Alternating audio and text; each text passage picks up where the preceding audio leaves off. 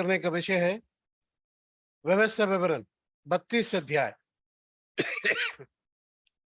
व्यवस्था विवरण 32 अध्याय और उसका 11 और 12। व्यवस्था विवरण 32 अध्याय उसका 11 और 12। कोई जोर से पढ़ दीजिए।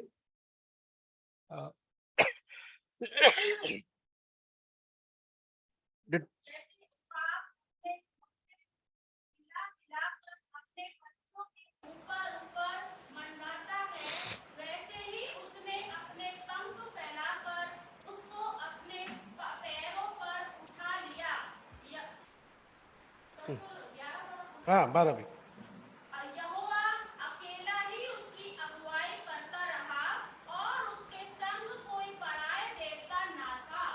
प्रार्थना करेंगे। हमारे ईश्वर के पिताजी, जीवित परमेश्वर, आकाश और पृथ्वी के मालिक, सर्वशक्तिमान, कल और आज और युगानुग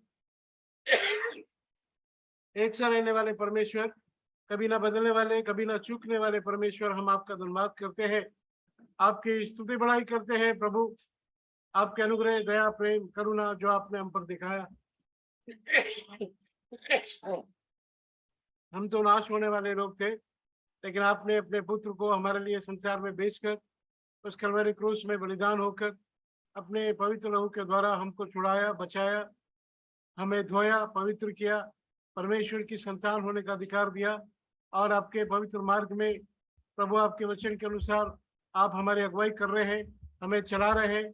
हम आपका धन्यवाद करते हैं प्रभु, आपकी स्तुति बढ़ाई करते हैं। प्रभु जी, मुझे अरदास को भी यहाँ पनवेल लेकर आए। प्रभु धन्यवाद करते हैं, आपके उद्देश्य को प्रभु परमेश्वर आप पूरा कीजिए। ये 4 दिन हमारे लिए आशीष का कारण हो। आपके वचन के द्वारा लगातार आप हमसे बातें करें। मुझे अरदास को मेरी बलिनता में आपका बल सिद्ध हो। सब बातों में केवल आपकी महिमा को हम चाहते हैं। प्रभु जी, हर एक भाई बहन से आप बातें करें। ऑनलाइन के जरिए जितने भाई बहन लोग आपके वचन को सुनते हैं, प्रभु जी आशीष का कारण बनाए। हर एक से आप बातें करें, अपने आप को प्रकट करें। आत्मिक बातों को हम सीखें इन आखिरी दिनों में प्रभु जी, ताकि हमको कैसे रहना है, कैसे चलना है, कैसे जीवन बिताना है, इन बातों को हम सीखते हुए आपके राज के लिए अपने आप को तैयार कर सके। मुझे अरदास को आपके हाथ में सौंप देते हुए प्रभु मसीह यीशु के नाम में मांगते हैं, आमीन। एक बार फिर उस वचन को पढ़िए। व्यवस्था विवरण 32 अध्याय, डिटोनॉमी चैप्टर 32 वर्स 11 and 12। जैसे उकाब अपने घोंसले को हिलाकर अपने बच्चों के ऊपर ऊपर मंडराता है, वैसे ही उसने अपने पंख फैलाकर उसको अपने पैरों पर उठा लिया। हाँ 12 भी। यहोवा अकेला ही उसकी अगुवाई करता रहा और उसके संग कोई पराया देवता ना था।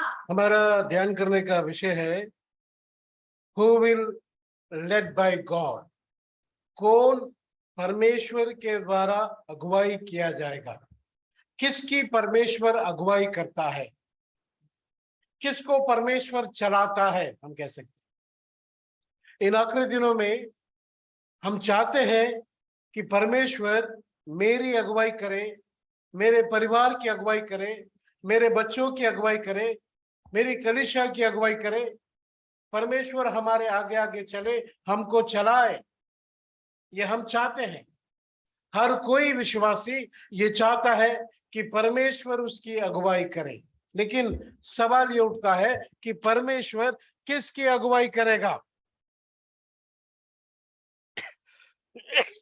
यहाँ पे लिखा,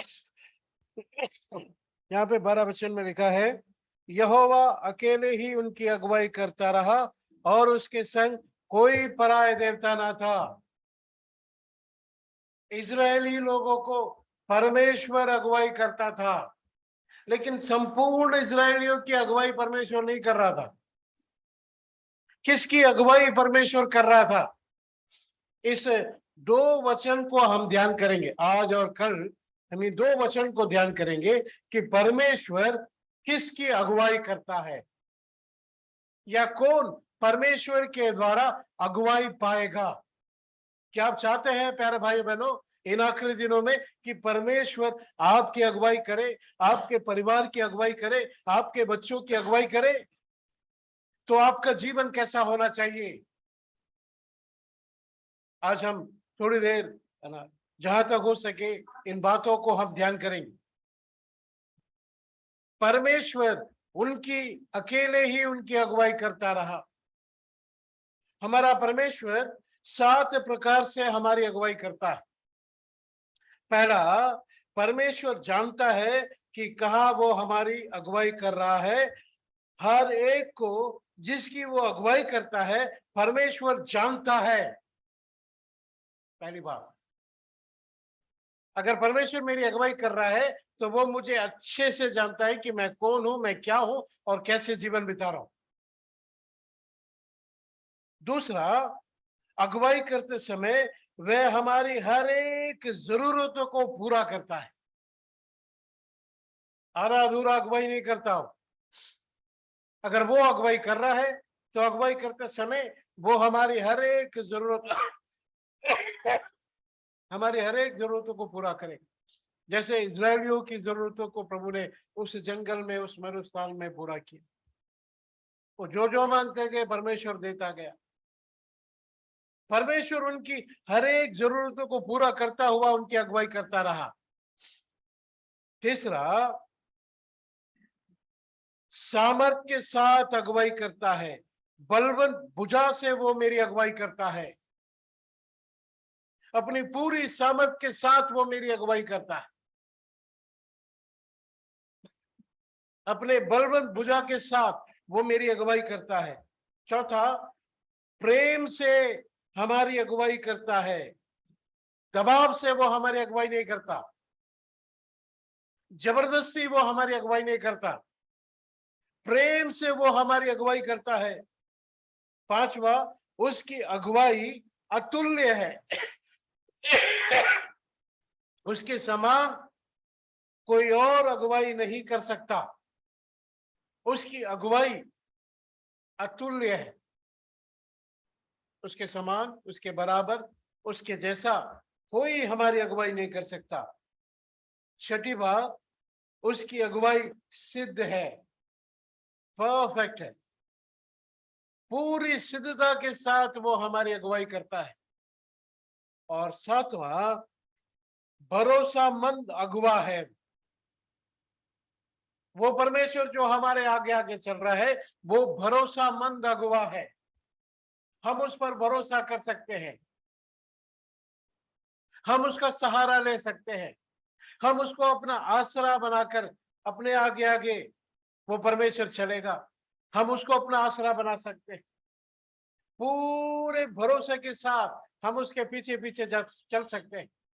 इस प्रकार 7 प्रकार से वो परमेश्वर अपने लोगों की अगुवाई करता है। यहाँ पर हम पढ़ते हैं, परमेश्वर की अगुवाई को, है ना, समझने के लिए परमेश्वर ने उकाब को एक दृष्टांत के रूप में यहाँ लेकर आया। मैं जब इस 2 वचन को पढ़ रहा था मुझे बड़ा आश्चर्य लग रहा था कि परमेश्वर कैसे हमारी अगुवाई करेगा, किसकी हमारी अगुवाई करेगा, ये बताने के लिए, समझाने के लिए उकाब को परमेश्वर बीच में लेकर आया। इस वचन को 3 भाग में हम बांट सकते हैं, ये समझने के लिए कि परमेश्वर किसकी अगुवाई करता है। इस अध्याय को या फिर 2 वचन को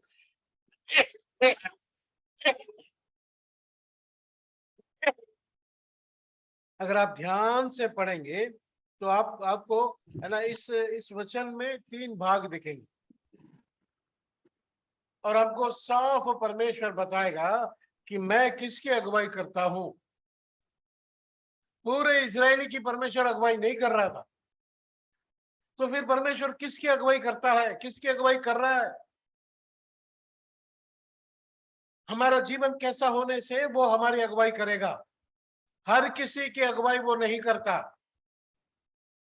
अगर आप चाहते हैं कि परमेश्वर आपकी अगुवाई करे तो ध्यान से प्रभु के वचन को सुनिए, है ना। 3 बातों को आज मैं आपके सामने रखना चाहता हूं कि परमेश्वर इन लोगों की अगुवाई करेगा। किसकी परमेश्वर अगुवाई करता है, किस प्रकार अगुवाई करता है।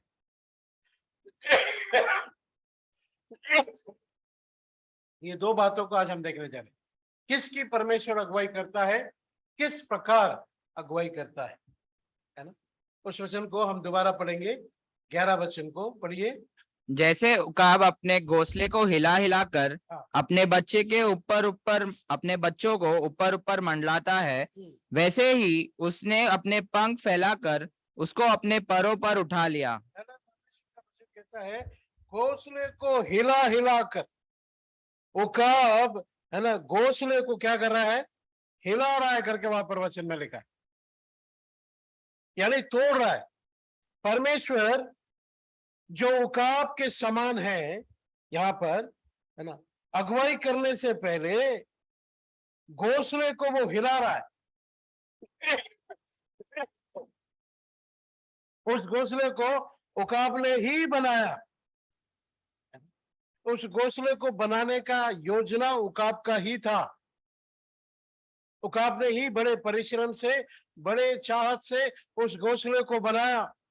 घोंसले को बनाने के बाद अब उकाब उस घोंसले को हिला रहा है। मैं सोच रहा था क्यों वो उस घोंसले को हिला रहा है। उस घोंसले को उसी ने सिरजा, उस घोंसले को बनाने की इच्छा भी उसी की थी। क्यों उकाब घोंसला बनाता है, या फिर पक्षी क्यों घोंसला बनाते हैं? अगर हम देखें ध्यान से, है ना, उकाब या पक्षी, कोई भी पक्षी हो, घोंसला क्यों बनाते हैं? केवल तीन कारण के लिए ये पक्षियां घोंसला बनाती। पहला, बच्चे जन्मने के लिए, अपने वंश को बढ़ाने के लिए घोंसला बनाती है। दूसरा, बच्चों को भोजन देने के लिए घोंसला बनाते हैं, क्योंकि बच्चे उड़कर जाके भोजन नहीं बटोर सकते। उन बच्चों को भोजन देने के लिए वो घोंसला बनाती। और तीसरा कारण, बच्चों को सुरक्षित रखने के लिए। बच्चे घोंसले के बाहर सुरक्षित नहीं है, बच्चों को सुरक्षित रखने के लिए ये घोंसला बनाती है पक्षी। तीन कारण, एक अपना वंश बढ़ाने के लिए, बच्चे जन्मने के लिए वो घोंसला बनाती है। दूसरा, बच्चों को भोजन देने के लिए घोंसला बनाती है। और तीसरा, बच्चों को सुरक्षित रखने के लिए घोंसला बनाती है। एक पक्षी पेड़ पर, है ना, पूरी रात बैठकर सो सकती है, लेकिन बच्चे नहीं सो सकते। उनको घोंसला चाहिए, आराम चाहिए, उनको भोजन चाहिए, उनको सुरक्षा चाहिए। इसी कारण के लिए पक्षी घोंसला बनाती है। वो कभी भी अपने लिए घोंसला नहीं बनाती, उकाब हो चाहे कोई भी पक्षी हो, वो घोंसला अपने बच्चों के लिए।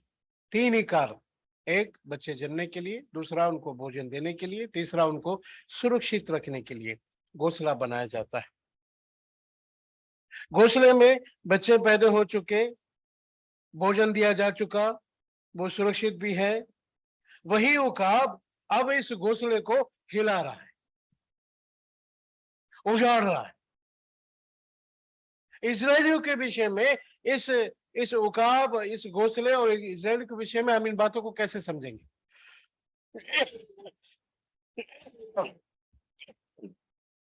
देखिए, पढ़िए उत्पत्ति की किताब 45 अध्याय 5, 6, 7 पढ़िए।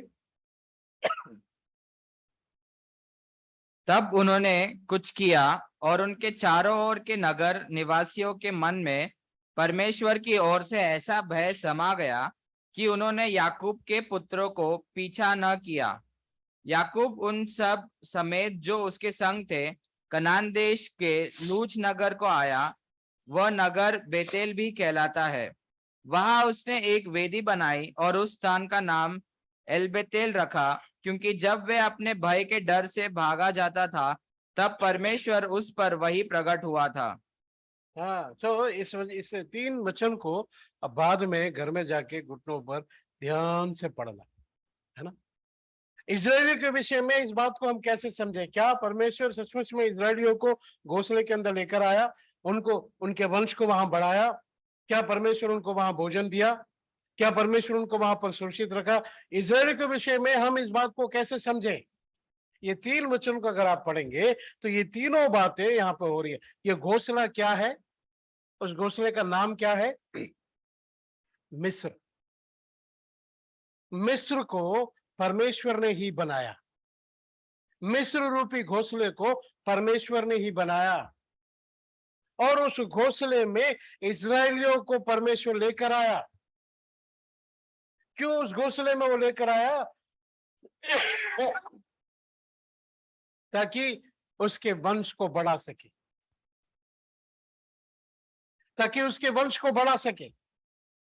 आप अच्छे से देखेंगे तो जब इजरायली लोग मिस्र देश के अंदर आए थे तब केवल 70 लोग थे, केवल 70 लोग। लेकिन जब मिस्र से वो बाहर निकल रहे थे तो 6 लाख से भी अधिक। वहां पे उनके वंश को बढ़ाया परमेश्वर। इतना ही नहीं, वहां पर उनको भोजन दिया, लिखा। भोजन के लिए ही परमेश्वर ने मिस्र में इजरायलियों को लेकर आए। सब जगह अकाल थी। अपने बच्चों को भोजन देने के लिए, भोजन की व्यवस्था करने के लिए प्रभु ने मिस्र रूपी घोंसले को बनाया। उस घोंसले के अंदर प्रभु उनको लेकर आया ताकि वो उनको भोजन दे, उनको भोजन दे सके। जैसे मैं आपको बताता हूँ प्यारे भाई बहनों, अगर हम अच्छे से पढ़ेंगे, मिस्री लोग भोजन पैसा देकर लेते थे, लेकिन इजरायलियों को फ्री में मिलता था। उस घोंसले के अंदर, उस मिस्र देश में इजरायलियों को भोजन, उस अकाल के समय में इजरायली को भोजन फ्री में मिलता था, मुफ्त में मिलता था। यहाँ तक कि मिस्री लोग, जो वहां के लोग हैं, वो पैसा देके अपना जमीन बेचकर भोजन लेते थे। लेकिन परमेश्वर ने अपने बच्चों के लिए इंतजाम किया, एक घोंसला बनाया, मिस्र रूपी घोंसला बनाया। उस मिस्र रूपी घोंसले में परमेश्वर इजराइल को लेकर आया, वहां पर उसके वंश को बढ़ाया और उसे भोजन का इंतजाम किया, उसको भोजन दिया, और उस मिस्र रूपी घोंसले में उनको सुरक्षा दी। वो उधर सुरक्षित थे। ये 3 वचनों को आप पढ़िए, 3 वचनों को आप पढ़िए। अब तुम लोग मत पछताओ, हाँ। और तुमने जो मुझे यहाँ बेच डाला, हाँ। इससे उदास मत हो, क्योंकि परमेश्वर ने तुम्हारे प्राणों को बचाने के लिए मुझे तुम्हारे आगे, तुम्हें बचाने के लिए, तुम्हें सुरक्षित करने के लिए, ना, तुम्हें सुरक्षा देने के लिए प्रभु तुमको यहाँ लेकर आया, और ने तुम्हारे प्राणों को बचाने के लिए मुझे तुम्हारे आगे भेज दिया है, क्योंकि अब 2 वर्ष से इस देश में अकाल है, और अब 5 वर्ष और ऐसे ही होंगे कि उसमें न तो हल चलेगा और न अन्न काटा जाएगा। इसलिए परमेश्वर ने मुझे तुम्हारे आगे इसलिए भेजा कि तुम पृथ्वी पर जीवित रहो और तुम्हारे प्राणों को बचने से तुम्हारे वंश बढ़े। देखिए, तुम्हारे प्राण बचने से तुम्हारे वंश बढ़े। परमेश्वर उस घोंसले के अंदर उनको लेकर, 3 वचन को अगर आप ध्यान से पढ़ेंगे तो ये बिल्कुल फिट बैठता है। प्रभु ने मिस्र रूपी घोंसला बनाया, उस घोंसले में अपने बच्चों को इसके लेकर आया ताकि उनका वंश बढ़े, उनको सुरक्षित रखे और उनको भोजन दिया जाए। कितना कितना प्री प्लान था, परमेश्वर की योजना। परमेश्वर ने ही उस घोंसले को बनाया और उसमें अपने बच्चों को लेकर आया, उन्हें सुरक्षित रखा, उनको भोजन दिया और उनके वंश को बढ़ाया। पहले 70 थे, अब 6 लाख से ऊपर हो गए। अब परमेश्वर क्या कर रहा है? उस घोंसले को हिला रहा है। उस घोंसले को परमेश्वर हिला रहा है। उखाड़ रूपी परमेश्वर उस घोंसले को हिला रहा। कैसे? उस घोंसला में 10 प्रकार की विपत्तियां को लेकर आया। लोग परेशान हो गए, इजरायली लोग, है ना, कहराने लगे, परमेश्वर हमको इस मिस्र से छुटकारा दीजिए, हमें यहां नहीं रहना है, हम यहां परेशान हो गए। परमेश्वर उस घोंसले को हिलाना शुरू कर दिया। वो लोग कहराने लगे। निर्गमन की किताब में पढ़ते, परमेश्वर की दुहाई देने लगे। ये परमेश्वर उनकी दुहाई को सुनकर, उनके कहराने को सुनकर, परमेश्वर, लिखा है, परमेश्वर उतर कर आया और उनको अपनी बलवंत भुजा से उस मिस्र से उनको बाहर निकाला। उस मिस्र से परमेश्वर उनको एक रात में बाहर निकाला, अपनी बलवंत भुजा के द्वारा उनको बाहर निकाला। लेकिन परेशानी क्या थी प्यारे भाई बहनों? परमेश्वर के वचन में हम पढ़ते हैं, ये लोग सब मिस्र देश से बाहर आए, लेकिन कोई भी जो मिस्र देश से बाहर आया, कोई भी कानान देश में प्रवेश नहीं कर सका। सब के सब बीच में नाश हो गए। परमेश्वर का क्रोध उनके ऊपर पड़ गया।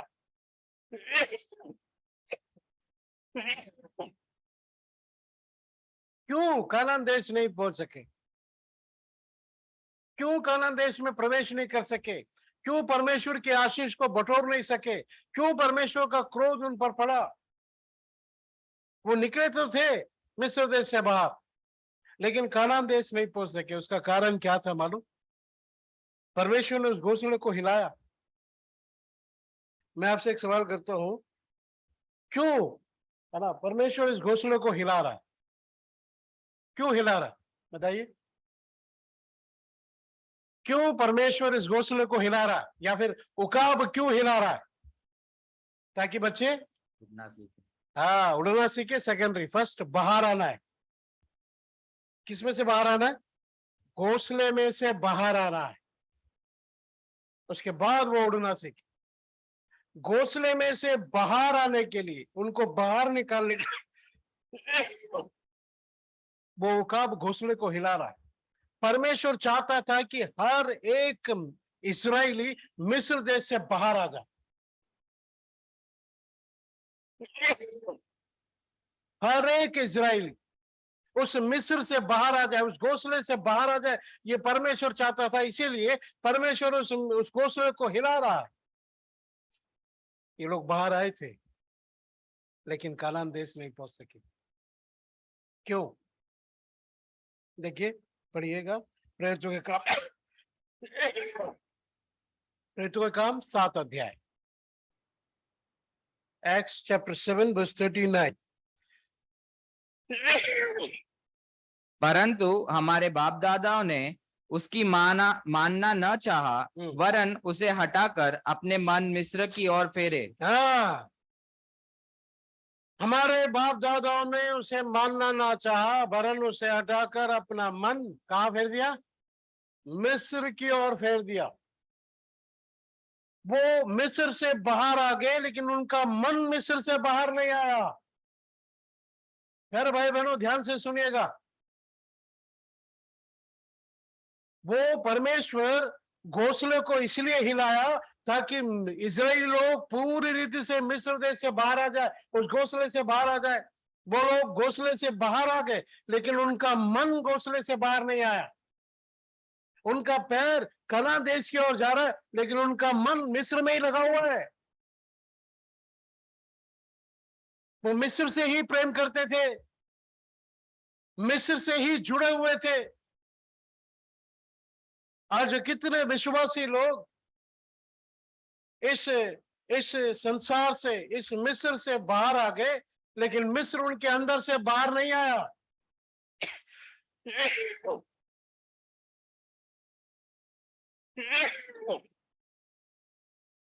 मिस्र पर मन लगाए हुए। कितना साफ लिखा है, उन्होंने अपना मन मिस्र की ओर फेरा, अपना मन मिस्र से लगा के रखा। परमेश्वर आपको मिस्र देश से पूरी रीति से बाहर लाना चाहता है। इस्राएली लोग शारीरिक रीति से बाहर आ गए, लेकिन उनका मन, उनका हृदय है ना, उनका विचार सब मिस्र में ही लगा हुआ है। मिस्र से पूरी रीति से बाहर नहीं आए हो। आज कितने विश्वासी लोग इस संसार से है ना पूरी रीति से बाहर नहीं आए। संसारिकता अभी भी हमारे अंदर है, संसार अभी भी हमारे अंदर है, संसार की बातें अभी भी हमारे अंदर है, संसार पर मन लगाए हुए हैं।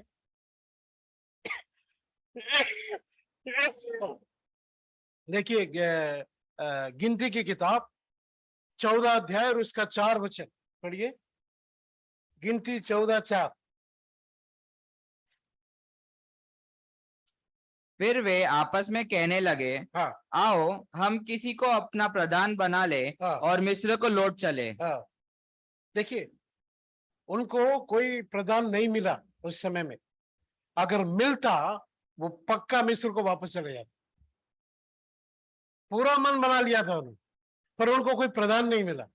उनको उनको उनकी अगुवाई करने वाला नहीं मिला, उनको चलाने वाला नहीं मिला। अगर उनको प्रदान मिल जाता 100% मैं कहता हूं वो वापस चले जाते मिस्र को, क्योंकि उनका मन मिस्र में लगा हुआ था। बेमन से मिस्र से बाहर आए।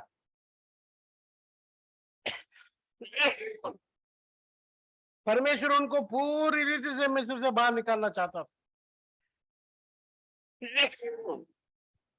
लेकिन इनका मन मिस्र में लगा हुआ है। मिस्र में इनका मन क्यों लगा हुआ है मानो?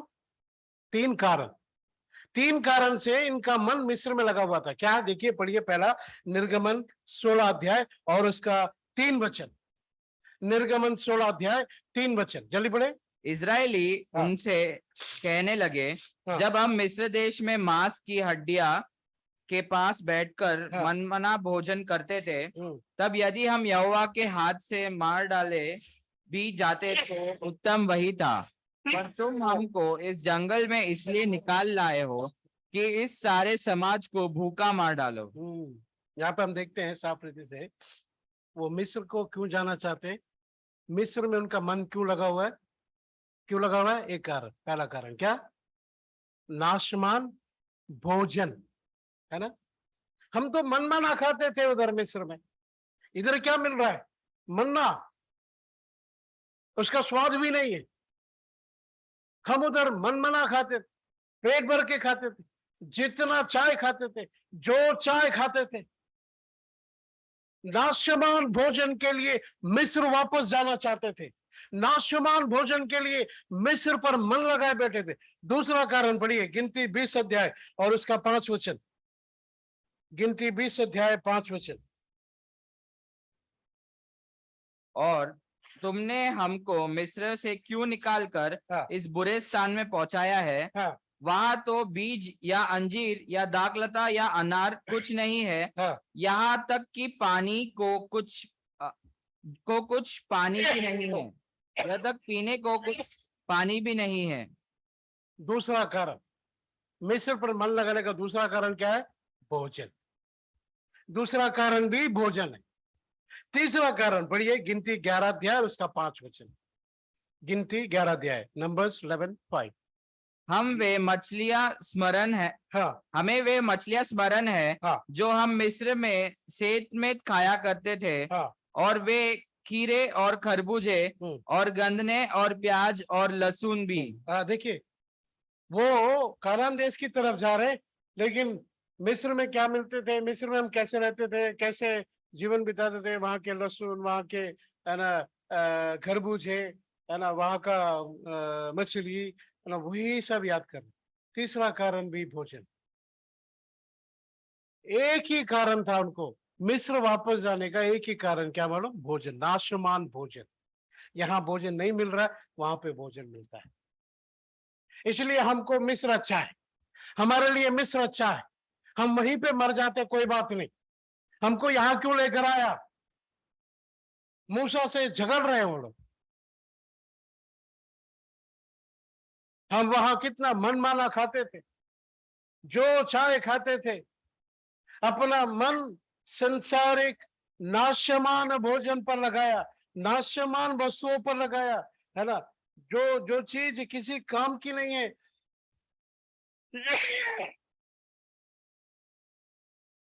उन बातों में मन लगाया।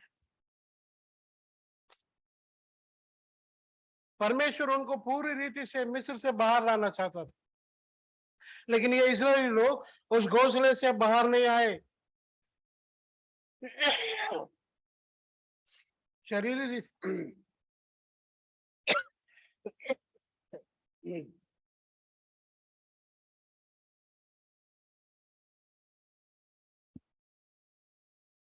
शारीरिक रीति से वो बाहर आ गए, लेकिन उनका मन मिस्र से बाहर नहीं आया। कितनी भयंकर हालत है ये। इन आखिरी दिनों में कलीसिया में हम झांक के देखें, अपने अंदर हम झांक के देखें, हमारी स्थिति, हमारी हालत भी यही है। परमेश्वर हमको संसार से पूरी रीति से बाहर लाना चाहता है, लेकिन हम बाहर नहीं आना चाह रहे।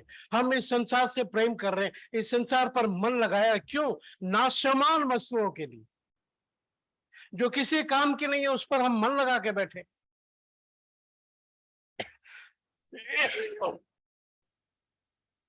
देखिए, पढ़िएगा कोलोसियों की किताब 2 अध्याय और 3 अध्याय और उसका 2 वचन में लिखा है। कोलोसियों 3 अध्याय और उसका 2 वचन पढ़िए। Colossians chapter 3 verse 2। पृथ्वी पर की नहीं परंतु स्वर्गीय वस्तुओं पर ध्यान लगाओ। हाँ, तुम्हारा ध्यान पृथ्वी पर नहीं होना चाहिए, तुम्हारा मन पृथ्वी पर नहीं होना चाहिए, तुम्हारा मन स्वर्गीय वस्तुओं पर होना है। परमेश्वर का वचन कहता है, पौल कहता है, तुम्हारा ध्यान पृथ्वी पर नहीं, स्वर्गीय वस्तुओं पर ध्यान लगाओ, स्वर्गीय वस्तुओं पर मन लगाओ। आज हमारा मन कहां पर है? कहां लगा हुआ है हमारा मन? देखिए, परमेश्वर के कलाम में अगर आप पढ़ेंगे तो कोलोसियों की किताब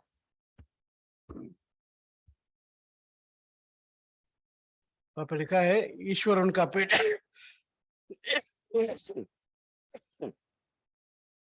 ईश्वर उनका पेट है और वो पृथ्वी की वस्तुओं पर मन लगाए रहते हैं।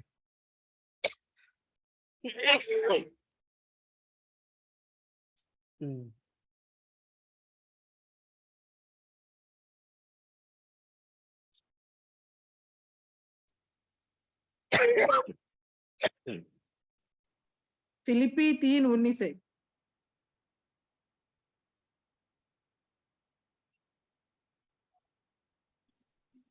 हाँ, फिलिपी है, ओके। फिलिपी 3 और उसका 18। हाँ, 18। उनका अंत विनाश है, हाँ उनका ईश्वर पेट है। हाँ, वे अपनी लज्जा की बातों पर घमंड करते हैं और पृथ्वी की वस्तुओं पर मन लगाए रहते हैं। हाँ, मन कहाँ पे लगाए हुए हैं? पृथ्वी की वस्तुओं पर, पृथ्वी की बातों पर मन लगाए रहते हैं। आज हमारा मन कहाँ लगा हुआ है प्यारे भाई बहनों?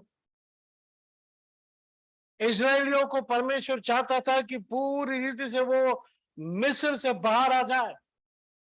मिस्र में परमेश्वर ही उनको लेकर गया, उस घोंसले के अंदर परमेश्वर ही उनको लेकर गया, उनको सुरक्षा देने के लिए, उनको भोजन देने के लिए। फ्री में सब कुछ मिलता था, लेकिन वो उस भोजन को ही पकड़ के बैठ गए।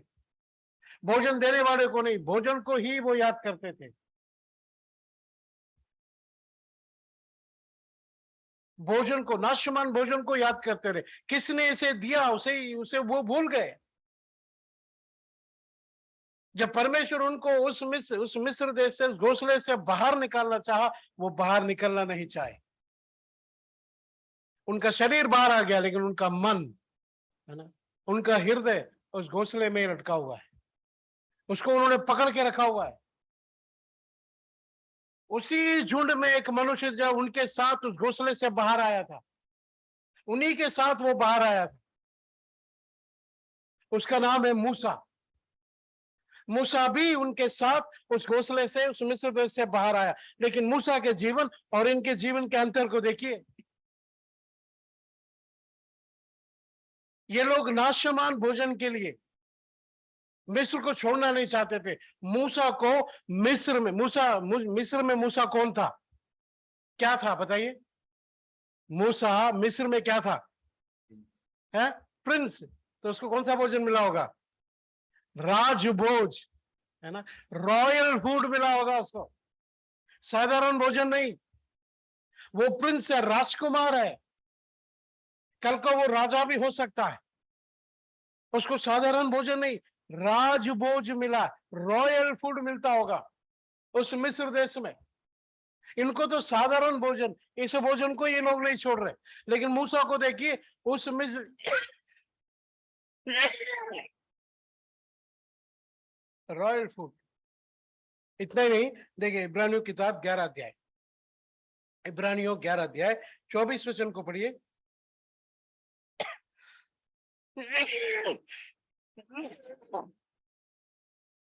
24 वचन, वि- Hebrews 11:24।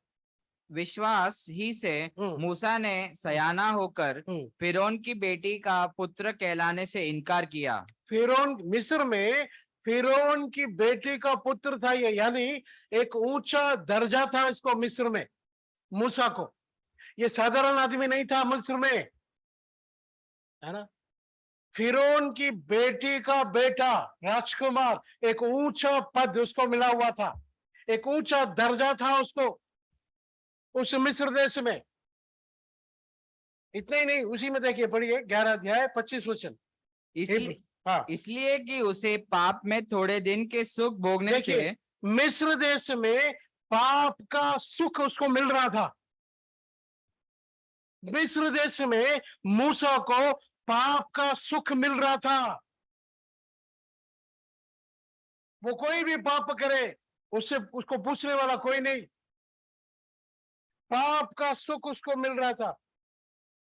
इजरायली लोगों को कोई सुख नहीं। उसी वचन को नीचे पढ़िए 26।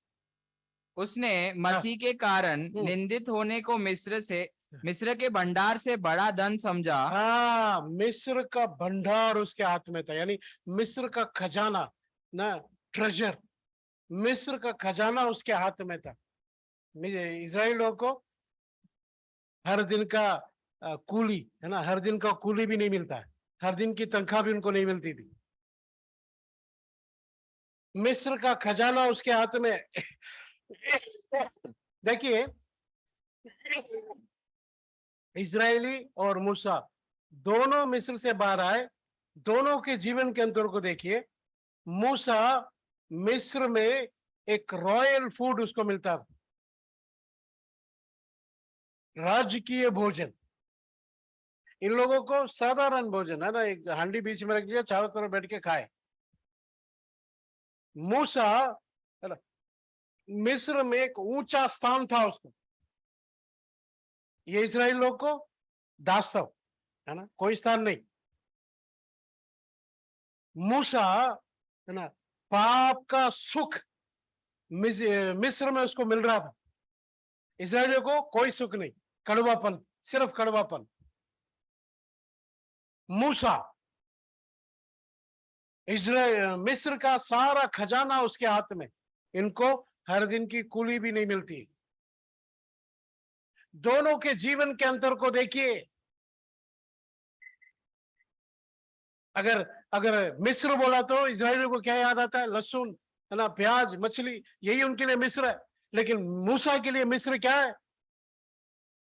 रॉयल फूड मिलने वाला जगह, एक ऊंचा पदवी, एक ऊंचा ओहदा मिलने वाली जगह, पाप का सुख मिलने वाली जगह। इस्राएल, मिस्र का सारा खजाना उसके हाथ में। लेकिन देखिए प्यारे भाई बहनों, मूसा एक बार भी उसने नहीं कहा मुझे मिस्र वापस जाना है। एक बार भी उसने नहीं कहा कि मुझे मिस्र वापस जाना है। ये इजरायली लोग जिनको कुछ भी नहीं मिलता है, नाशमान भोजन के लिए मिस्र वापस जाना चाहते हैं, अपना मन मिस्र से लगा के रखा। किसकी अगुवाई करेगा परमेश्वर? मूसा की या इजरायली की? आज हम इजरायलियों की तरह जीवन बिता रहे, मूसा की तरह नहीं। उस मिस्र में उसको सब कुछ मिलने पर भी प्रभु के लिए सब कुछ छोड़कर वापस आया, दोबारा वापस जाना चाहता ही नहीं था। लेकिन ये लोग कितनी बार वापस जाना है, वापस जाना है, वापस जाना है, अपना मन लगा के रखा, एक प्रधान मिल जाता तो चले जाते। लेकिन मूसा के जीवन को देखिए, जो मिस्र से पूरी रीति से बाहर आ गए हैं, उनकी अगुवाई करेगा परमेश्वर। प्यारे भाई बहनों, अब अपने जीवन को जांचो, अपने परिवार को जांचो। क्या मैं मिस्र से, इस संसार से पूरी रीति से बाहर आ गया हो या अभी भी मन लगा के रखा है? इस दुनिया की बातों पर मन लगाते हैं, फिलिपियों की किताब में जो हमने पढ़ा।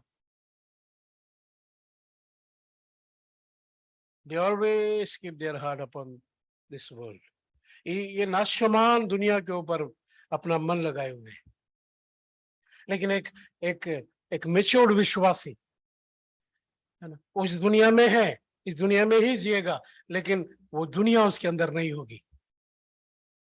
वो संसार में है, लेकिन संसार उसके अंदर नहीं होगा, संसारिकता उसके अंदर नहीं पाया जाएगा। आज हमारा जीवन कैसा है प्यारे भाई बहनों? पूरी संसारिकता हमारे अंदर पाई जाती है। संसार के लोग और हम में कोई अंतर नहीं। इसलिए परमेश्वर हमारी अगुवाई नहीं कर पा रहा है। अगर सचमुच में परमेश्वर आपकी अगुवाई करना चाहते, परमेश्वर आपकी अगुवाई करना है,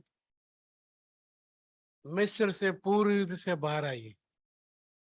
परमेश्वर से कहिए, प्रभु जी मैं इस नाशमान दुनिया पर मन नहीं लगाऊंगा, मैं इस संसार से पूरी रीति से बाहर आ गया हूं, या फिर मुझे बाहर लेकर आइए ताकि मैं आपकी अगुवाई पा सकूं। ये संसार आपको सब कुछ देगा, लेकिन इस संसार पर भरोसा मत करो, इस संसार से प्रेम मत करो, इस संसार पर मन मत लगाओ। प्रभु का वचन हमें यही सिखाता है। इन आखिरी दिनों में परमेश्वर प्रभु का आन बहुत नजदीक है। क्या आप उससे मिलने के लिए तैयार है? अगर आपका मन इस संसार से लगा हुआ है तो कभी आप उससे नहीं मिल सकते, कभी वो आपकी अगुवाई नहीं करेगा। आज अपने जीवन को जांच के देखिए। पहली बात, किसकी परमेश्वर अगुवाई करेगा? जो मिस्र देश से पूरी रीति से बाहर आ गए हैं, संसार से पूरी रीति से बाहर आ गए।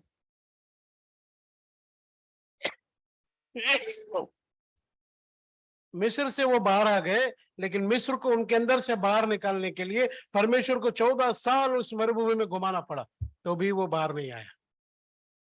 उन्होंने नहीं छोड़ा मिस्र को, मिस्र से प्रेम करते रहे, मिस्र पर मन लगाते रहे, इसीलिए कानान देश में प्रवेश नहीं कर सके, रास्ते में ढेर हो गए। प्रभु का क्रोध उनके ऊपर पड़ गया। आज आप चाहते हैं कि परमेश्वर आपकी अगुवाई करे, आपको चलाए? मिस्र से पूरी रीति से बाहर आइए, पहली बात।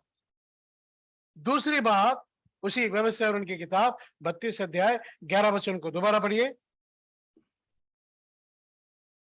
जैसे उकाब अपने घोंसले को हिला हिला कर अपने बच्चों के ऊपर ऊपर ऊपर मंडलाता है, हाँ, वैसे ही उसने अपने पंख फैलाकर उसको अपने पैरों पर उठा लिया। अभी उकाब ने घोंसला हिलाया तब बाहर आ गया। अब क्या कर रहा है ये उकाब? अपने पंख को क्या कर रहा है? फैला रहा है। इसका क्या अर्थ है?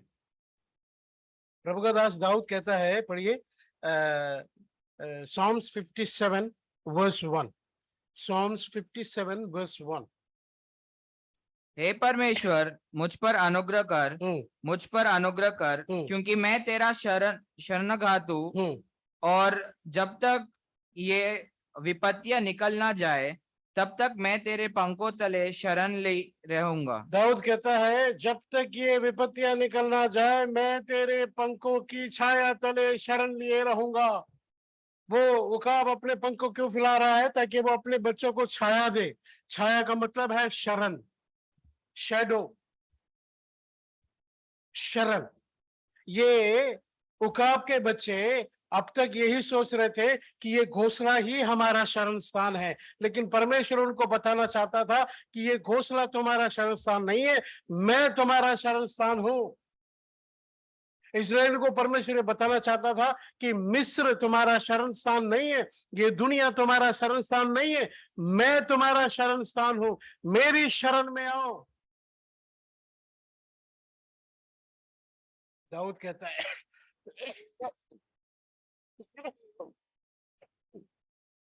ये सारी आपत्तियां निकल जाने तक, सारे दिक्कतें निकल जाने तक, परमेश्वर मैं तेरे पंखों की छाया में शरण लिए रहूंगा। तो मतलब क्या है मालूम? परमेश्वर की शरण में रहने वाला, परमेश्वर पर भरोसा करने वाला। आज हम किसकी शरण में हैं? किसको अपना शरण मान रखा है? क्या परमेश्वर की, है ना, छाया तले शरण में हम हैं? मैं तेरी शरण में रहूंगा, दाऊद कहता है। जैसे क्या हम कह सकते हैं?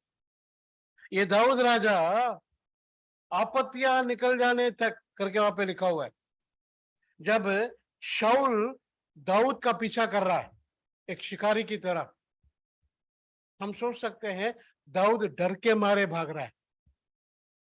अरे भाइयों, दाऊद को डरने की जरूरत ही नहीं है। क्यों मालूम? देखिए, पढ़िएगा पहला सामुएल 16 अध्याय 18 वचन। पहला सामुएल 16 अध्याय 18 वचन, जल्दी पढ़े। तब एक जवान ने उत्तर देख कहा, सुन, मैंने बेतेल हमवासी यिशे के एक पुत्र को देखा जो वीणा बजाना जानता है, हाँ, और वह वीर योद्धा भी है, हाँ, और बात करने में बुद्धिमान और रूपवान भी है, हाँ। और यहोवा उसके साथ रहता है। देखिए क्या क्या लिखा है। वो वीर योद्धा है ना, और बुद्धिमान है, रूपवान है। इसके ऊपर यहोवा उसके साथ रहता है, तो उसको डरने की क्या जरूरत है? उसको कोई डरा नहीं सकता, वो डर नहीं सकता। वो डर के मारे नहीं भाग रहा है, वो यहोवा की शरण में जाने के लिए वो भाग रहा था। यहोवा उसके संग था, वो शूरवीर मनुष्य था, बुद्धिमान था, रूपवान था। इतना ही नहीं, पहला सामुएल 17 अध्याय और उसका 34-35 में अगर पढ़ेंगे, उसने सिंह के जबड़े को फाड़ दिया करके लिखा है। बड़े आसानी से फाड़ दिया। सिंह से टकराना, सिंह से लड़ना आम बात नहीं है। सिंह मनुष्य के पीछे दौड़ रहा है, ये आम बात है, लेकिन मनुष्य सिंह के पीछे दौड़ रहा है, ये आम बात नहीं है। कितना शूरवीर होगा वो जो सिंह से लड़ने के लिए भाग रहा है। जब सिंह ने उस पर प्रहार किया, आक्रमण किया, उसने उसके जबड़े को क्या कर दिया? फाड़ दिया करके लिखा है। इतना ही नहीं, उसी पहला सामुएल 17 अध्याय और उसका 40 वचन को बाद में पढ़ के देखिए, वहां पे लिखा है दावीद गोलियत को मारने के लिए कितने पत्थर उठाए उसने? 5 पत्थर उठाए। कितने इस्तेमाल किए? हाँ जी, कितने इस्तेमाल किए? एक ही इस्तेमाल किया। वो कह सकता था शाऊल से कि शाऊल देख, तू मेरा पीछा मत कर, और 4 पत्थर मेरे हाथ में है, चाहूं तो मैं तुझे भी मार सकता हूं। वो धमकी दे सकता था शाऊल को, लेकिन उसने धमकी नहीं दिया। कहता है, प्रभु जी, मैं तेरी छाह की शरण में, मैं तेरी छाह की शरण में रहूंगा। जब तक ये आपत्तियां निकल ना जाए, मैं तेरी शरण में ही रहूंगा। परमेश्वर पर पूरी रीति से भरोसा करने वाला मैं, अपनी बुद्धि पर, अपने ज्ञान पर, अपने बल पर, है ना, अपने टैलेंट पर उसने कभी भरोसा नहीं किया। हर समय परमेश्वर पर भरोसा करके उसकी शरण में रहता था। परमेश्वर किसकी अगुवाई करेगा मालूम? जो परमेश्वर की शरण में रहता है, उसकी छाया तले उसकी शरण में रहता है। क्या परमेश्वर आपका शरण स्थान है? क्या आप हर बात में परमेश्वर पर भरोसा करते हैं? दावीद राजा ने किया, इसलिए परमेश्वर दावीद की अगुवाई करता था, दावीद के आगे आगे चलता था। आज आप चाहते हैं कि परमेश्वर आपकी अगुवाई करे? परमेश्वर की शरण में अपने जीवन को रखिए, अपने परिवार को रखिए, अपने बच्चों को रखिए। प्रभु जी, मैं आपकी शरण में हूं, आपके आपके पंखों तले उस शरण में मैं रहूंगा। ऐसे लोगों की परमेश्वर अगुवाई करेगा। अगर आप चाहते हैं कि परमेश्वर आपकी अगुवाई करे, परमेश्वर की शरण में आइए।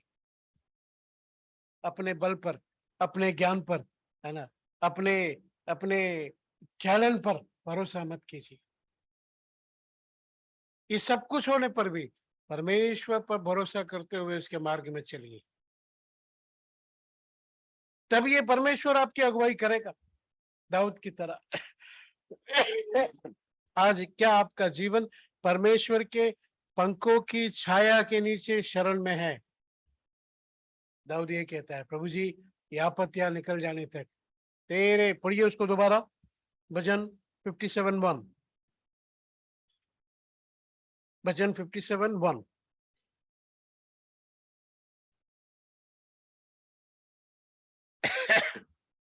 हे परमेश्वर, मुझ पर अनुग्रह कर, मुझ पर अनुग्रह कर, क्योंकि मैं तेरा शरणगात हूँ। हाँ और जब तक ये विपत्तियां निकल ना जाए, तब तक मैं तेरे पंखों तले शरण लिए रहूंगा। हाँ, जब तक ये विपत्तियां निकल ना जाए तब तक तेरे पंखों तले शरण लिए रहूंगा। परमेश्वर के पंखों तले शरण लेना। परमेश्वर चाहता था इजरायली लोग परमेश्वर के पंखों तले शरण लिए रहे, लेकिन उन्होंने मिस्र को अपना शरण माना, इसलिए परमेश्वर उनकी अगुवाई नहीं कर पाया। आज आपका शरण स्थान कौन है? परमेश्वर को अपना शरण स्थान बना लीजिए। परमेश्वर के पंखों तले शरण लेकर, है ना, हर समय प्रभु जी मैंने आप पर ही भरोसा किया है, मैंने अपने शक्ति पर, अपने बल पर भरोसा नहीं किया, मैं तेरे शरण में। दाऊद परमेश्वर की शरण में रहने के कारण परमेश्वर दाऊद की हर समय अगुवाई करता रहा, हर युद्ध को जिताता रहा। कोई भी शत्रु दाऊद के सामने टिक नहीं सका, कोई शत्रु दाऊद को जीत नहीं सका उसके जीवन भर, क्योंकि परमेश्वर के शरण में वो था और परमेश्वर उसकी अगुवाई कर रहा था। अगर आप परमेश्वर की शरण में रहेंगे, आपका शत्रु आपको कभी नहीं जीत सकेगा, क्योंकि आप परमेश्वर की शरण में हैं और परमेश्वर आपकी अगुवाई कर रहा है। आज अपने जीवन को जांच के देखिए, क्या परमेश्वर आपकी अगुवाई करेगा? क्या परमेश्वर की शरण में है? उसके पंखों तले शरण लिए हैं? तीसरी बात, किसकी अगुवाई करेगा? उसी वचन को, डिटोरनॉमी चैप्टर 32 वर्स 11 पढ़िए जल्दी। डिटोरनॉमी 32 का, व्यवस्था विवरण 32 का 11। जैसे उकाब अपने घोंसले को हिला हिला कर अपने बच्चों के ऊपर ऊपर मंडलाता है, वैसे ही उसने अपने पंख फैलाकर उसको अपने परों पर उठा लिया। अब बच्चों को पहले उसने घोंसले को हिलाया ताकि सब बाहर आ जाए, उसके बाद अपने पंखों उसने फैलाया ताकि सब उसके पंखों तले शरण में आ जाए। तीसरा वो क्या कर रहा है? परों पर उठा लिया, बच्चों को अपने परों पर उठा लिया उसने। इसका क्या मतलब है? वो बहुत दिनों से सोच रहा था इसका स्पिरिचुअल मीनिंग क्या है? उसके परों पर, अब बच्चे उसके परों पर है, उसके विंग्स के ऊपर है, परों पर उठा लिया। इसका मतलब क्या? बहुत घुटनों पर रहकर जब मैं प्रार्थना किया, प्रभु मुझे ये बताया, बच्चे जब उकाब के पंखों के ऊपर आके बैठ जाते हैं, उसके बाद कहाँ जाना है, कौन सा रास्ता है, ये सब तय कौन करेगा? तय कौन करेगा? उकाब, बच्चे नहीं। मेरी बात समझ रहे? यानी परमेश्वर की इच्छा, परमेश्वर का उद्देश्य, परमेश्वर का मार्ग के लिए जो अपने जीवन को अर्पण कर देते हैं, उनकी अगुवाई करेगा परमेश्वर, उनकी अगुवाई करेगा। उकाब के पंखों के ऊपर रहने का मतलब है अब कहाँ जाना है, कैसे जाना, इसका निर्णय मैं नहीं लूंगा, मेरे जीवन के हर बात का निर्णय परमेश्वर लेगा, मेरा परमेश्वर लेगा। ऐसे लोगों की अगुवाई परमेश्वर करेगा। आज हमारे जीवन में हर बात का निर्णय कौन लेता? परमेश्वर या मैं? मेरे जीवन में जो भी मैं करना चाहता हूं, जो भी मैं कदम उठाना चाहता हूं, उसका निर्णय कौन लेता है? उसका निर्णय परमेश्वर लेना है, परमेश्वर ही दिशा दिखाना है। नीति वचन की किताब 3 अध्याय पढ़िए उसको, नीति वचन की किताब 3 अध्याय 5 और 6। नीति वचन 3, 5 और 6। तू अपनी समझ का सहारा न लेना, वरन संपूर्ण मन से यहोवा पर भरोसा रखना, हाँ उसी को स्मरण करके सब काम करना, हाँ तब वह तेरे लिए सीधा मार्ग निकालेगा। हाँ, then he shall direct thy path। इस वचन को हम कल ध्यान करेंगे। परमेश्वर कहता है, मैं तेरी अगुवाई करूंगा, मैं तुझे दिशा दूंगा। किसकी परमेश्वर अगुवाई करेगा? 3 बातों को हमने देखा। जो मिस्र से पूरी रीति से बाहर आ गए, उनकी परमेश्वर अगुवाई करेगा। किसकी परमेश्वर अगुवाई करेगा? जो परमेश्वर के पंखों तले शरण लिए हैं, उनकी परमेश्वर अगुवाई करेगा। किसकी परमेश्वर अगुवाई करेगा?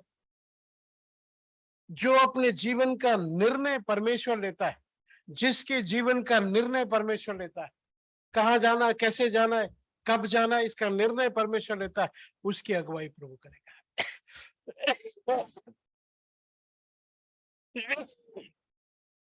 आज अपने जीवन को जांच के देखिए, प्रभु मेरी अगुवाई क्यों नहीं कर रहा है? क्योंकि मैं मिस्र से पूरी रीति से बाहर नहीं आया। प्रभु मेरी अगुवाई क्यों नहीं कर रहा? क्योंकि मैं परमेश्वर के पंखों तले शरण नहीं लिया हूं, मिस्र को ही अपना शरण स्थान मान रखा है। परमेश्वर मेरी अगुवाई क्यों नहीं कर रहा है? क्योंकि मेरे जीवन का हर निर्णय परमेश्वर नहीं ले रहा है, मैं ही ले रहा हूं। इसीलिए परमेश्वर मेरी अगुवाई नहीं कर पा रहा। याद रखिए, उस कनान देश में हम प्रवेश नहीं कर पाएंगे, उस परमेश्वर से हम मुलाकात नहीं कर पाएंगे।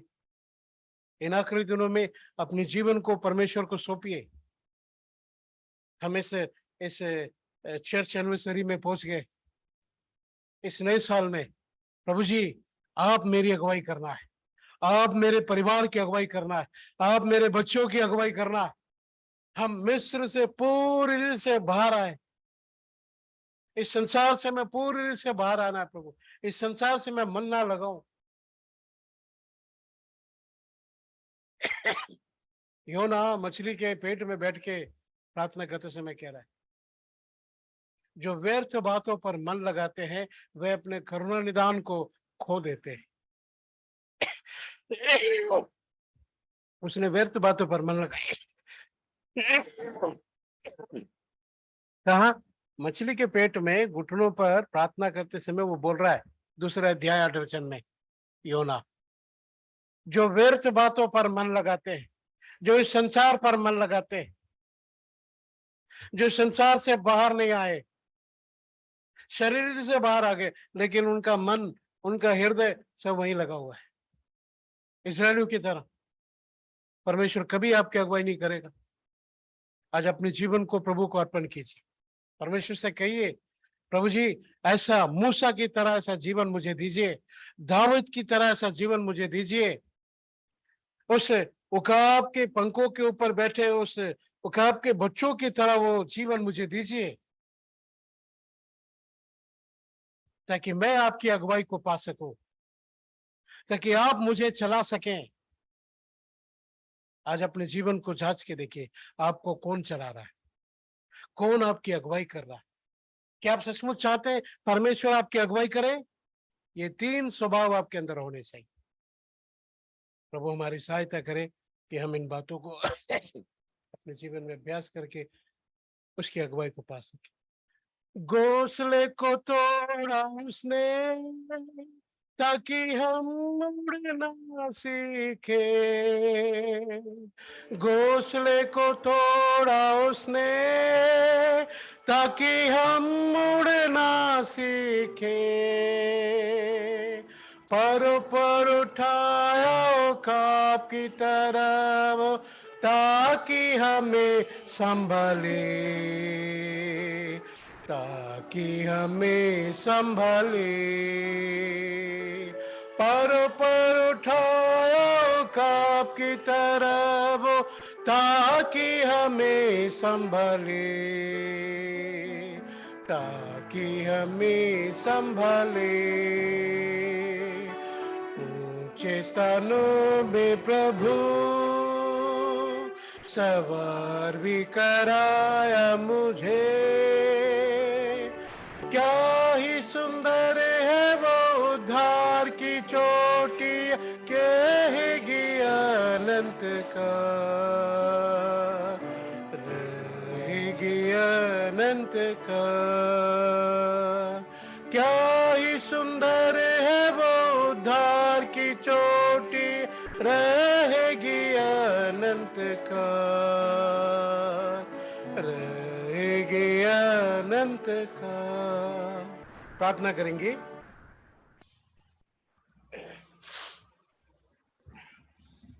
हमारे स्वर्गीय पिताजी, जीवित परमेश्वर, एक बार फिर आपका धन्यवाद करते हैं। व्यवस्था विवरण 32 अध्याय 11-12 दो वचनों को ध्यान करने में सहायता किया। हाँ प्रभु जी परमेश्वर, आप किसकी अगुवाई करेंगे, कैसे अगुवाई करेंगे?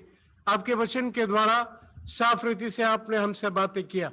हाँ प्रभु जी, आप इजराइल की अगुवाई करना चाहते थे, इसलिए आपने घोंसले को हिलाया ताकि वो घोंसले से बाहर आए, लेकिन वो घोंसले से बाहर नहीं आए। प्रभु जी शरीर से बाहर आ गए, लेकिन उनका मन, उनका हृदय घोंसले में ही था। प्रभु मिस्र से प्रेम करते थे, मिस्र को पकड़ रखा था, मिस्र से मन लगा के रखा था प्रभु जी परमेश्वर। लेकिन मूसा ऐसा नहीं था। मिस्र में प्रभु जी ऊंची ऊंची आशीषें उसको मिलने पर भी उसने मिस्र को आपके लिए छोड़ दिया और कभी दोबारा वापस जाना नहीं चाहा। प्रभु जी ऐसा जीवन आप मुझे हमें दीजिए। प्रभु जी आप उसी की अगुवाई करेंगे जो मिस्र से पूरी से बाहर आ गए। धन्यवाद करते हैं मूसा के जीवन के लिए। ऐसा जीवन आप मुझे हमें दीजिए। इतना ही नहीं प्रभु परमेश्वर, दाऊद के जीवन में हम देखते हैं, आपत्ति निकल जाने तक तेरे पंखों तले शरण लिए रहूंगा। आपको उसने अपना शरण स्थान माना। प्रभु जी उसने कभी अपने ऊपर भरोसा नहीं किया। धन्यवाद करते हैं प्रभु, आपकी स्तुति करते हैं ऐसे जीवन के लिए। प्रभु जी आप मुझे हमें ऐसा जीवन दीजिए, हम हर समय आपको अपना शरण स्थान माने। ये दुनिया, ये मिस्र मेरा शरण स्थान नहीं है, इस बात को प्रभु जी हम समझे। और इतना नहीं प्रभु, उखाब के पंखों के ऊपर बैठे हुए बच्चों का अनुभव प्रभु जी आप मुझे हमें दीजिए, जो अपना निर्णय खुद नहीं लेते। प्रभु जी उखाब निर्णय लेता है, कहाँ जाना है, कैसे जाना है, किस मार्ग से जाना है। हमारे जीवन में भी हर एक बात पर, हर एक कदम पर प्रभु जी आपका निर्णय प्रभु जी बहुत जरूरी होना चाहिए। प्रभु हम अपने आप से निर्णय ना ले, प्रभु जी आपके निर्णय को हम अपने जीवन में जगा दें। ऐसे लोगों की आप अगुवाई करेंगे, ऐसे लोगों को आप चलाएंगे, उनके आगे आगे चलेंगे। प्रभु जी आप मेरी हमारी सहायता करें, मदद करें। यहाँ बैठे हर एक भाई बहन और ऑनलाइन के जरिए जितने भाई बहन लोग सुन रहे हैं, प्रभु जी ये बातों को अपने जीवन में अभ्यास करके आपके राज्य के लिए, आपसे मिलने के लिए अपने आप को तैयार कर सके। इस मिस्र देश से पूरी रीति से बाहर आ जाए। प्रभु जी आपको अपना शरण माने और हर एक निर्णय आपके द्वारा लिया जाए उनके जीवन में। प्रभु आप सहायता कीजिए, मदद करें। आपके वचन के लिए धन्यवाद करते हैं। जितने भाई बहनों ने आपके वचन को सुना है, उस वचन पर आपकी मोहर हो। प्रभु जी आने वाले दिनों में आप हमारी अगुवाई करने वाले, हमें दिशा देने वाले हो सके। सब बातों को आपके हाथ में सौंप देते हुए प्रभु मसीह यीशु के नाम में मांगते हैं, आमीन। हमारे परमेश्वर का प्रेम, प्रभु यीशु मसीह का अनुग्रह, पवित्र आत्मा की सहभागिता अब से लेकर सर्वदा तक हम सबके साथ युगानुग होती रहे, आमीन, आमीन। Praise the Lord. Praise the Lord, brother. Praise the Lord, Harun brother. Praise the Lord, brother. Praise the Lord, praise the uncle. Lord. Praise the Lord, brother. Praise the Lord. Praise the Lord. Praise the Lord, brother. Praise the Lord, brother. Praise the Lord.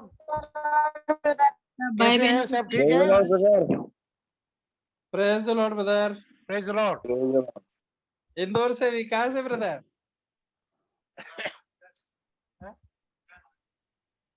Vikas brother तो भी थे। Praise the Lord brother. Praise the Lord Amen. Brother. Praise the Lord. कैसे हैं? जी brother सब ठीक है, आपकी दुआ से। आप कैसे हैं प्रभु? और सिस्टर सब ठीक है? सारे लोग सब बढ़िया है, अच्छे हैं वाह। सारे ब्रदर। ओके ब्रदर, हम प्रार्थना कर रहे हैं लगातार आपके लिए। ये जी हारून जी जी ब्रदर जी। मैं भी हूँ। Praise the lord Haroon brother. Praise the lord sister. हाँ जी, कैसे हैं आप ब्रदर? सब ठीक है? जी जी। ओके चलो। ओके, हम प्रार्थना कर रहे हैं सिस्टर लगातार। जी हम भी Praise the Lord, आपको brother. दुआओं में याद रखते हैं ब्रदर। जरूर जरूर जरूर प्रार्थना में जरूर याद रखेंगे। प्रार्थना जी करें। जरूर Aaron जरूर। brother, praise the Lord. Praise the Lord, sister. Indore se. Okay, praise the Lord, praise the Lord, Praise the Lord, brother. praise the Lord. Praise the Lord uncle. Praise the Lord, praise the Lord, Praise the Lord, brother. praise the Lord. कौन? இது மதுரையில இருந்து ராணி இது பாரதி வீட்டுல பேசுறோம். Praise the Lord, sister. Praise the நல்லா Lord, இருக்கீங்களா? brother. Praise the Lord. Okay, praise the Lord. Uncle जय मसीह Neha. Praise the Lord, brother. praise the Lord, brother. சௌக்கியமா இருக்கீங்களா? நல்லா இருக்கும். கர்த்தர் கிருபையில. எப்ப மாப்பிள்ளை வந்தீங்க? ஆ, எப்போ வந்தீங்க பிரதர்? இன்னைக்கு தான் மத்தியானம் ஒரு 3:30 4 மணி இருக்கும். உடம்பு நல்லா இருக்கா பிரதர்?